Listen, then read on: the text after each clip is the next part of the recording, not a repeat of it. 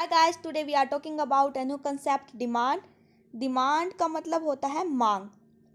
ठीक है, तो यहाँ पर आपको पता है कि हर एक कस्टमर्स की डिमांड होती है कुछ ना कुछ।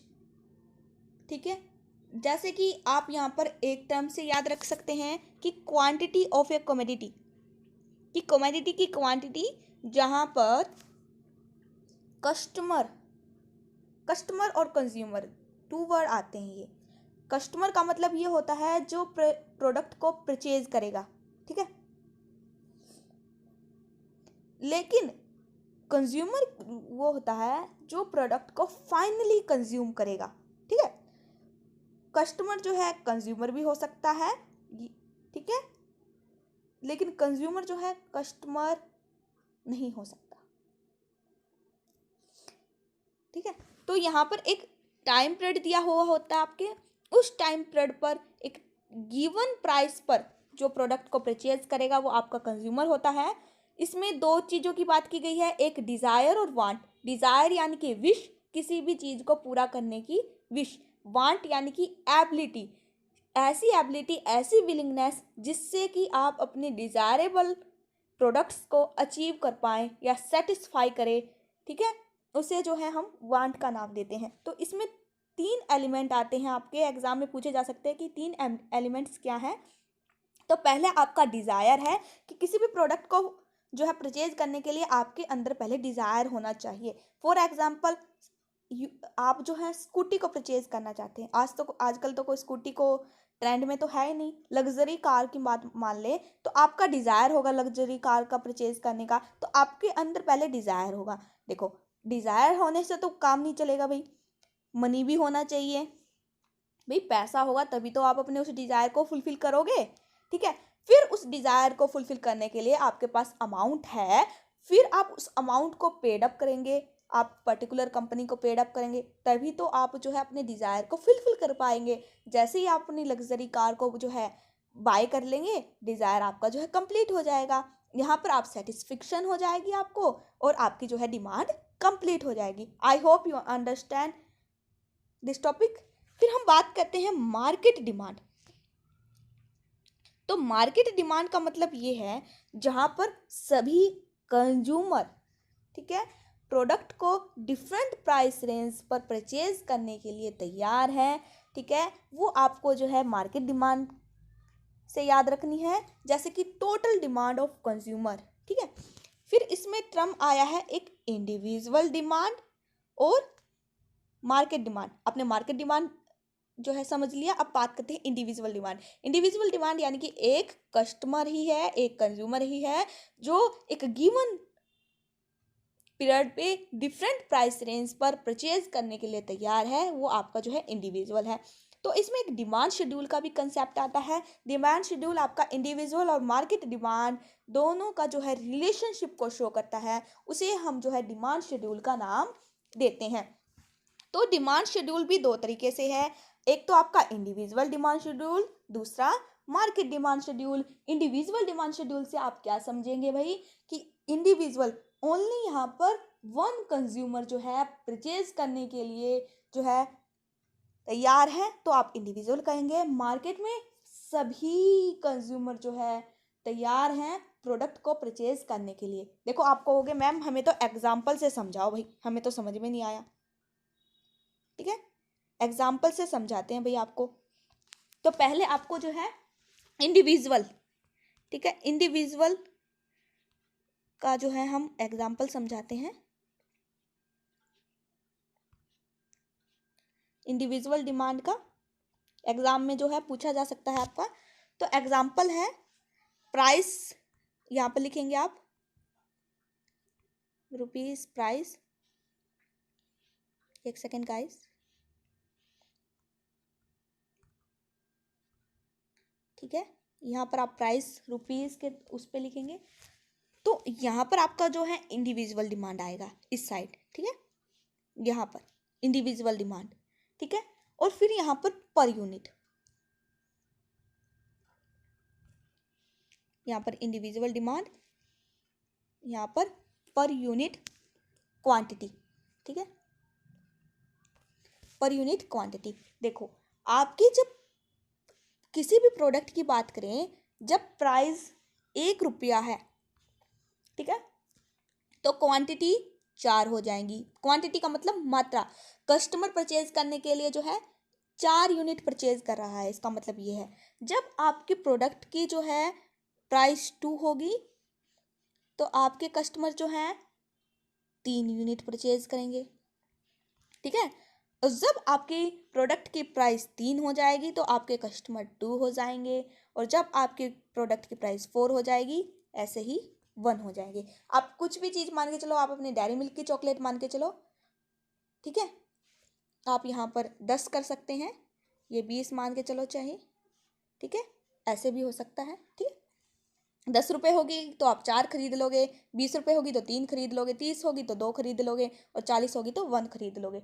तो इस तरीके से जो है आपका जो है डिमांड शेड्यूल का जो है एग्जाम्पल हो गया इंडिविजुअल का। अब मार्केट की बात करते हैं। तो मार्केट में जैसे कि नाम से पता चल रहा है, मार्केट डिमांड शेड्यूल, जहाँ पर सभी कस्टमर जो है अवेलेबल हैं गिवन प्राइस पर परचेज करने के लिए। यहाँ पर 2 मार्केट हैं, 2 मार्केट की स्टडी कर रहे हैं हम, ठीक है। पहला है आपका ए का डिमांड, दूसरा है आपका बी का डिमांड, और टोटल आपका जो है मार्केट डिमांड। यहाँ पर आप टोटल डिमांड लिखेंगे, ठीक है, मार्केट डिमांड, और यहाँ पर प्राइस, ठीक है। तो प्राइस अगर 10 है, 20 है, प्राइस 10 है, 20 है, 30 है, 40 है, किसी भी प्रोडक्ट की बात करते हैं हम।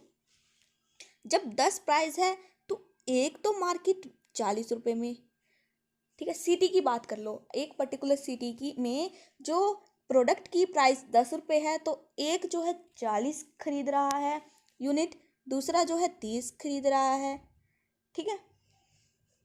20 पर 30 खरीद रहा है, और 30 पर 20 खरीद रहा है, और 40 पर 10 खरीद रहा है। लेकिन बी की बात करें तो ये 50 खरीद रहा है भाई, ये 40 खरीद रहा है, ये 30 खरीद रहा है, और ये 20 खरीद रहा है। तो टोटल हम देखते हैं कि मार्केट डिमांड टोटल क्या है ए और बी की, ठीक है। इसको ही तो जो है हम मार्केट डिमांड शेड्यूल का नाम देंगे, ठीक है। तो ये 90 हो जाएगा, 50 + 40, और 40 + 30 70 हो जाएगा, और 30 + 20 50 हो जाएगा, और 20 + 10 30 हो जाएगा। तो यहाँ पर जो है आपको मैंने बेटर तरीके से समझा दिया गया है, ठीक है। अब बात करते हैं डिटर्मिनेशन ऑफ डिमांड, कि किसी भी डिमांड की जो डिटर्मिनेशन है वो कहाँ से होती है। डिटर्मिनेशन मैंने निर्धारण, डिमांड का निर्धारण, ठीक है। एग्जाम में पूछा जा सकता है भाई, ये भी इंपॉर्टेंट कंसेप्ट है ये।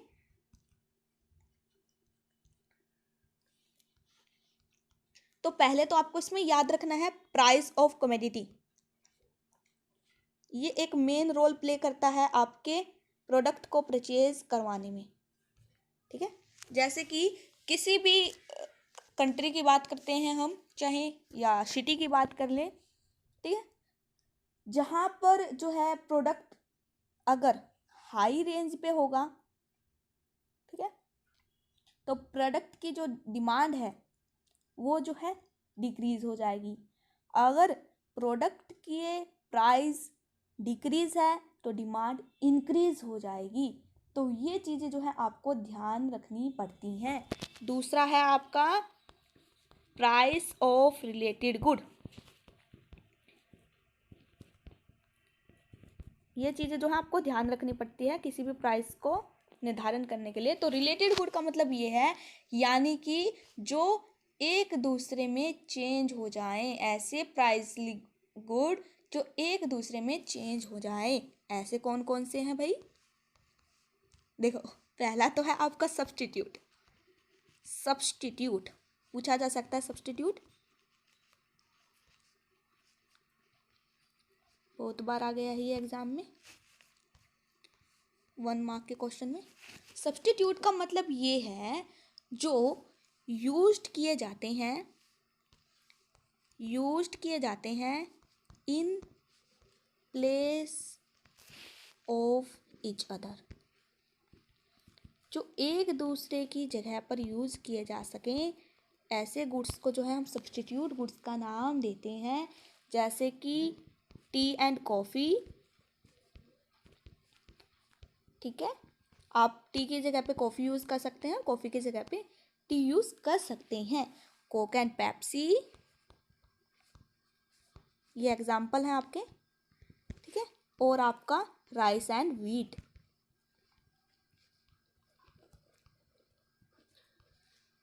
तो देखो गाइस, सब्स्टिट्यूट गुड्स जो है आपको अच्छे से समझ में आ गया होगा।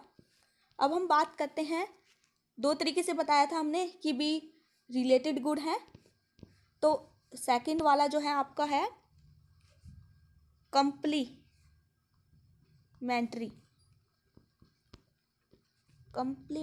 गुड्स। कंप्लीमेंट्री गुड्स कौन से हैं? जो भाई जॉइंट हैं सेटिस्फाई करने के लिए, कि यहाँ पर आप अपने डिमांड को सेटिस्फाई करेंगे। ये सेटिस्फाई तब होंगे जब ये दोनों जॉइंट होंगे। इसका एग्जाम्पल क्या है? पर्टिकुलर वांट को सेटिस्फाई करने के लिए, जैसे कि पेन और इंक। इंक के बिना आप पेन का काम नहीं कर सकते और पेन के बिना आप इंक का काम नहीं कर सकते। ऐसे ही कार और पेट्रोल। तो यहाँ पर आपका कंप्लीमेंट्री गुड्स जो है कंप्लीट होता है। अब हम बात करते हैं इनकम। ये भी इफेक्ट डालता है आपके प्राइस डिटर्मिनेशन के लिए। कस्टमर्स की इनकम, ठीक है, टेस्ट,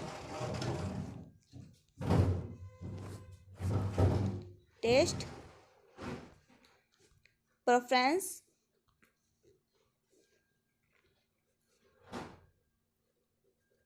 ठीक है, और आपका एक्सपेक्टेशन। कस्टमर्स की एक्सपेक्टेशन होती हैं कुछ,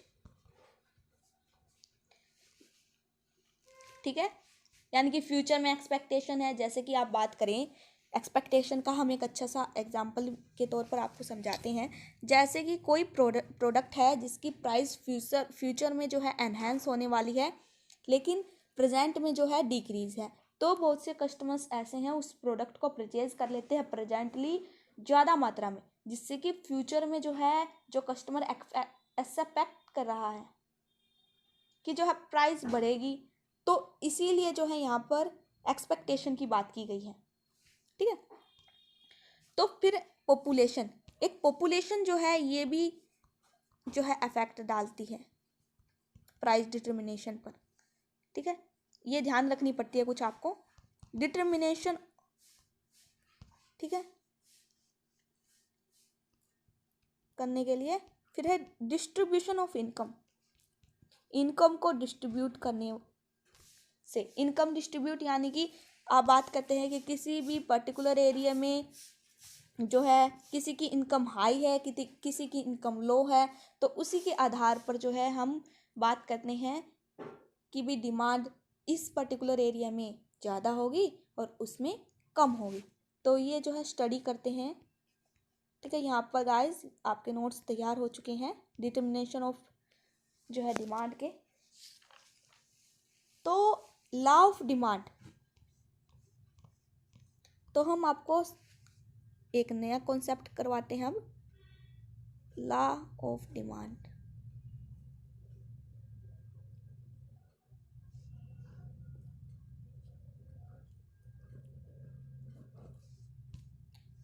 लॉ ऑफ डिमांड, इसका मतलब ये है, जब प्रोफेशनल मार्शल के द्वारा जो है ये लॉ ऑफ डिमांड बताया गया है, आप लिख सकते हैं अकॉर्डिंग टू प्रोफेसर मार्शल। ठीक है, this is the first law of purchase here. अगर आपकी डिमांड जो है इंक्रीज होगी, ठीक है, तो आपकी प्राइस जो है डिक्रीज होगी। तभी होगा जब आपकी, ठीक है, तभी हो सकता है जब आपकी प्राइस जो है इंक्रीज हो तो डिमांड डिक्रीज हो जाएगी, और डिमांड डिक्रीज हो तो आपकी प्राइस इंक्रीज हो जाएगी। ये आप मान के चलो, ये आप मान के चलो प्राइस है और ये आपकी डिमांड है। ठीक है, ऐसे ही आपकी प्राइस है और ये डिमांड है, ये प्राइस है और ये आपकी डिमांड है। ठीक है, तो ये प्रोफेसर मार्शल के द्वारा दिया गया है। तो इसका एग्जाम्पल के तौर पर हम आपको समझाएं तो ये है, किसी भी प्रोडक्ट की प्राइस अगर 4 है तो आपकी डिमांड की क्वांटिटी 1 हो जाएगी, और 5 है तो 1 हो जाएगी, 4 है तो भाई 2 हो जाएगी, और 3 है तो भाई 3 हो जाएगी, 4 है, सॉरी गाइस, 3 है तो 3 हो जाएगी, 2 है तो 4 हो जाएगी, और 1 है तो 5 हो जाएगी। तो ये क्वांटिटी है कमोडिटी की,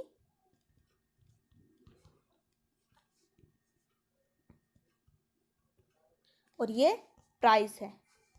ठीक है, इसको प्राइस के नाम से आप ध्यान रखेंगे। तो यहाँ पर जो है आपका एक कंसेप्ट कंप्लीट हो चुका है, और इसका ग्राफ जो है आप एग्ज़ाम में करना चाहें तो हम आपको ग्राफ भी समझा देते हैं बना के। यहाँ पर आपका प्राइस आएगा, ठीक है, और यहाँ पर आपका क्वांटिटी डिमांड आएगा। ठीक है, तो ये है 1 2 3 4 5। ठीक है, और यहाँ पर भी है 5 4 3 2 1। ठीक है, तो पहले बात की गई है, अगर किसी भी प्रोडक्ट की प्राइस जो है 5 है तो उसकी जो है क्वांटिटी डिमांड भी 5 होगी। ठीक है, अगर किसी प्रोडक्ट की डिमांड की प्राइस जो है 4 है तो उसकी डिमांड 4 हो जाएगी। ठीक है, और यहाँ पर 3 है तो 3 हो जाएगी, 2 है तो 2 हो जाएगी, 1 है तो 1 हो जाएगी।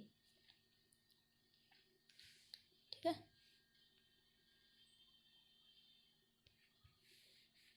तो यहाँ पर जो है आपका ये कंसेप्ट कंप्लीट होता है ग्राफ का। तो इसकी कुछ अजम्पशंस हैं,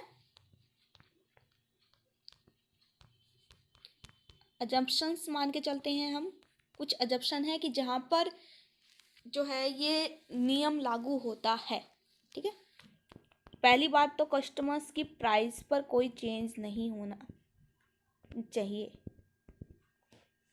प्रोडक्ट की प्राइस इस पर कोई चेंज नहीं होना चाहिए, गलती से बोला गया भाई, no change in price.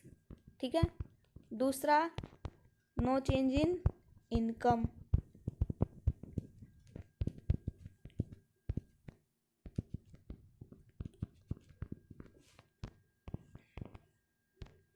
No change in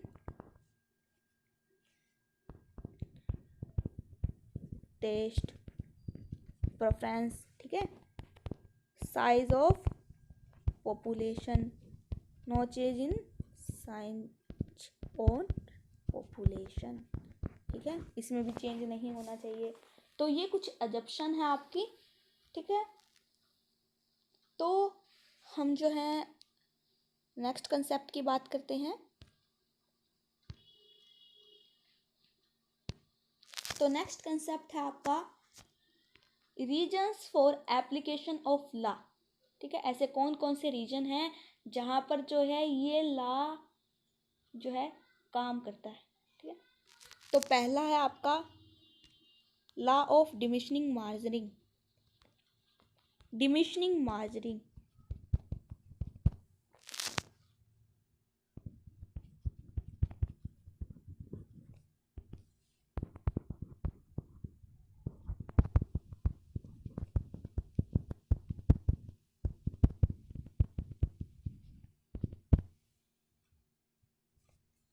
marginal का मतलब होता है एडिशनल, और यूटिलिटी हम कहते हैं यूनिट, इकाई।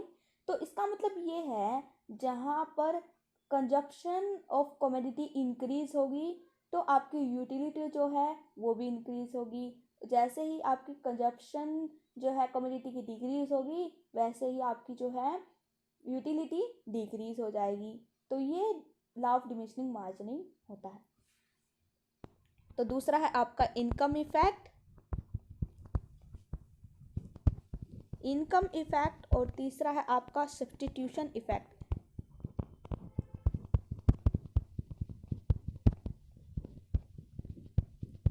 तो ये ऐसे हैं जहाँ पर जो है ये एप्लीकेबल नहीं है, आप अजप्शन कह सकते हैं इसको, ला को, ठीक है। नहीं, रीज़न है कि ये एक ऐसे रीज़न है जिससे कि जो आपके ला जो है डिमांड का जो है बनाया गया है फोकस करके। तो सब्स्टिट्यूशन इफेक्ट और इनकम इफेक्ट, इनकम इफेक्ट का मतलब ये है जहाँ पर आपकी रियल इनकम जो है कस्टमर्स की चेंज नहीं होती, ठीक है, और प्राइस जो है चेंज हो जाती है, ठीक है। ऐसे ही सब्स्टिट्यूशन है जो आपकी कमोडिटी की जो है प्राइसेस चेंज हो जाती है, ठीक है। एक प्रोडक्ट की प्राइस चेंज हो जाती है, दूसरे प्रोडक्ट की प्राइस चेंज नहीं होती, तो उसे सब्स्टिट्यूशन इफेक्ट कहते हैं। तो फोर्थ पॉइंट है आपका साइज ऑफ कंज्यूमर ग्रुप।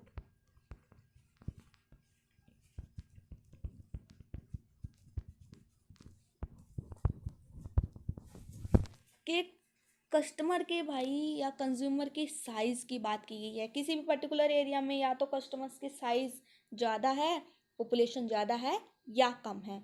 और फिर पांचवा पॉइंट है आपका डिफरेंट यूजेस, कि प्रोडक्ट की जो है अलग अलग तरीके से जो है यूज़ किए जाते हैं।